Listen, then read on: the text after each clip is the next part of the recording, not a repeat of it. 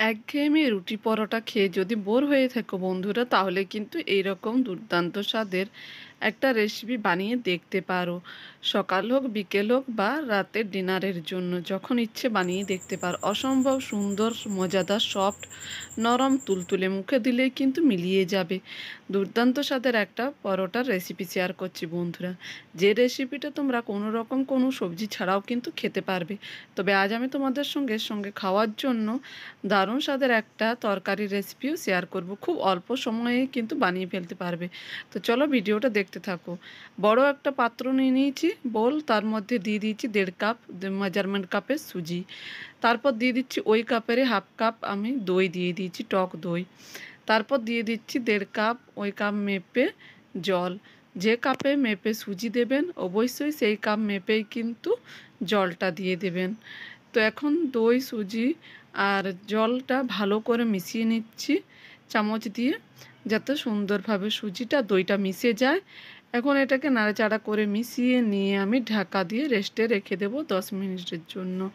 আর হ্যাঁ বন্ধুরা, তোমরা যারা আমার চ্যানেল প্রথম ভিজিট করছো অবশ্যই চ্যানেলটি সাবস্ক্রাইব করে দিও, আর চ্যানেলের পাশে থাকা বেল আইকনটি প্রেস করে দিও। এতে কোনো নতুন ভিডিও আপলোড করলে অল নোটিফিকেশন সঙ্গে সঙ্গে তোমাদের কাছে পৌঁছে যাবে বন্ধুরা।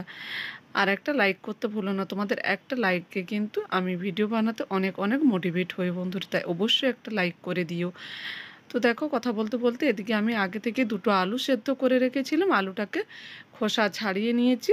তারপর মাঝ বরাবর এইভাবে টুকরো করে কেটে নিয়েছি। গ্যাসের মধ্যে আগে থেকে কড়া বসিয়ে দিয়েছিলাম, 2 চামচ তেল দিয়ে তেলটা ভালো করে গরম করে নিয়ে হাফ চামচ গোটা জিরে দিয়ে দিয়েছি ফোড়ন।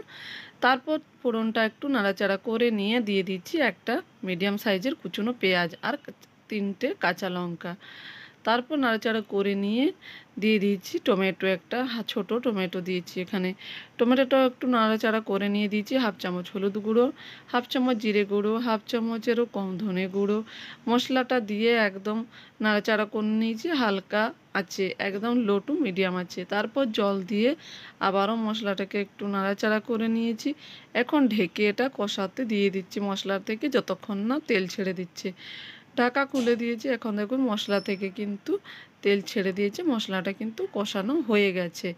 একটু নাড়াচাড়া করে আবারও মশলাটা মিশিয়ে নিচ্ছি। তারপর আগে থেকে যে সেদ্ধ করে রেখেছিলাম আলুটা, সেই সেদ্ধ আলুটা দিয়ে দিচ্ছি। সেদ্ধ আলুটা দিয়ে আবারও বেশ কিছুক্ষণ নাড়াচাড়া করে নেব। তবে তার আগে আমি দিয়ে দিচ্ছি স্বাদ মতো লবণ।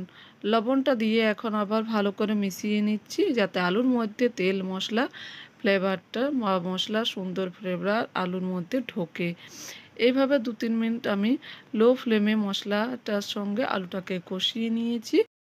এখন এর মধ্যে দিয়ে দিচ্ছি জল। জলটা আমি হালকা উষ্ণ গরম জল ব্যবহার করেছি বন্ধুরা। জলটা দিয়ে নাড়াচাড়া করে নিয়ে এটাকে আমি আবারও 4 থেকে 5 মিনিট ঢেকে রান্না করে নেব।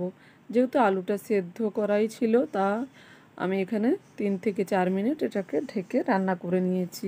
তো কত সহজেই তৈরি হয়ে গেল পরোটার সঙ্গে খাওয়ার জন্য দুর্দান্ত স্বাদের আলুর তরকারি। তরকারিটা ঢেকে রেখে দিয়েছি সাইডে। এখন আমি সুজিটাকে দেখে নিচ্ছি। সুজিটা দেখুন 10 মিনিটের জন্য ফুলতে দিয়েছিলাম, সুজিটা কিন্তু ফুলে গেছে। এখন দিয়ে দিচ্ছি স্বাদ মতো লবণ। লবণটা দিয়ে ভালো করে লবণটা মিশিয়ে নিচ্ছি। তোমরা চাইলে এখানে 1 পিঞ্চির মতো খাবার সোডা ব্যবহার করতে পারো, তবে আমি এখানে খাবার সোডা ব্যবহার করিনি বন্ধুরা। মিশিয়ে নিয়ে একটা মিক্সি জারের মধ্যে ঢেলে দিচ্ছি। ঢেলে নিয়ে এটাকে মিহি করে একটা পেস্ট বানিয়ে নেব। একটা মিহি পেস্ট বানিয়ে নিয়েছি।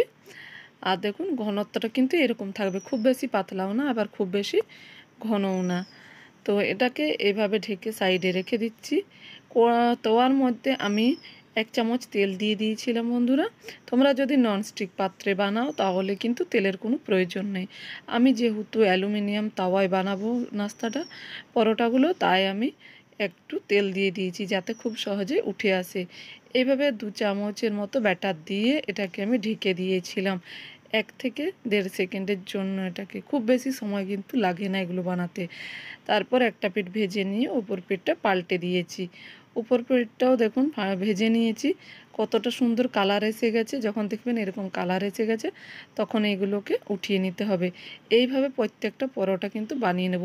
এই পরোটা কিন্তু নরম তুলতুলে হয় বন্ধুরা, মুখে দিলে মিলিয়ে যায়, খেতে কিন্তু দুর্দান্ত লাগে আর খুব অল্প সময়ের মধ্যেই কিন্তু তৈরি হয়ে যায়।